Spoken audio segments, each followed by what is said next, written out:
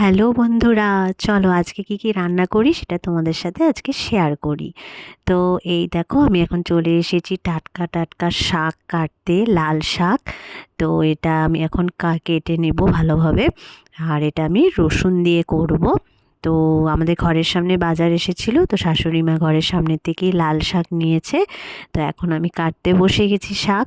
আর জানো তো, সবজি কাটতে না আমার ভীষণ ভালো লাগে। এমনি সময় শাশুড়ি মা আমাকে কেটে কুটেই দেয় সবজি। তো আজকে আমি শাকটা নিয়ে বসে পড়েছি। এত টাটকা টাটকা শাক দেখেই আমার খুব ভালো লাগছে। তো দেখো, আমার শাক কাটা হয়েও গেছে, ধোয়াও পরিষ্কার, মানে ভালোভাবে ধুয়ে পরিষ্কারও করে নিয়েছি। তো এখন আমি রান্নাটা বসিয়ে দিচ্ছি। তো রসুন ফোড়ন দিয়ে আর কাঁচা লঙ্কা দিয়ে আমি এই শাকটা করে নিচ্ছি। আর আমার না লাল শাক ভীষণ ভালো লাগে, আর ঢেঁকি শাক, এই দুটো শাক আমার একদম পুরো ফেভারেট।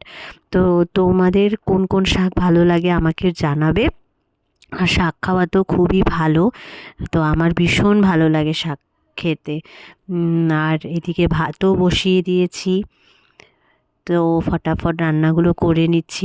আর যেই গরম পড়েছে, তাড়াতাড়ি রান্নাটা কমপ্লিট হয়ে গেলে অনেকটা শান্তি পাওয়া যায়। তার জন্য ফটাফট রান্নাটা শেষ করলে মনে হয় যে অর্ধেক কাজ কমপ্লিটই হয়ে গেছে। তো এই দেখো, ভালোভাবে শাকটাকে বানিয়ে নিচ্ছি। তো আটটু সেদ্ধ হবে। তো এই দেখো, অলমোস্ট রেডি আমার শাক, লাল শাক। এরপরে আমি মাছ করব। তো আগের দিন তো বলেইছিলাম শস্য পেস্ট করতে পারিনি। তো শস্য বাটা দিয়ে মাছ করব, রুই মাছ। এই দেখো, আর রান্না করতে করতে মিডিলে আমি একটু বেদানাও খেয়ে নিয়েছি।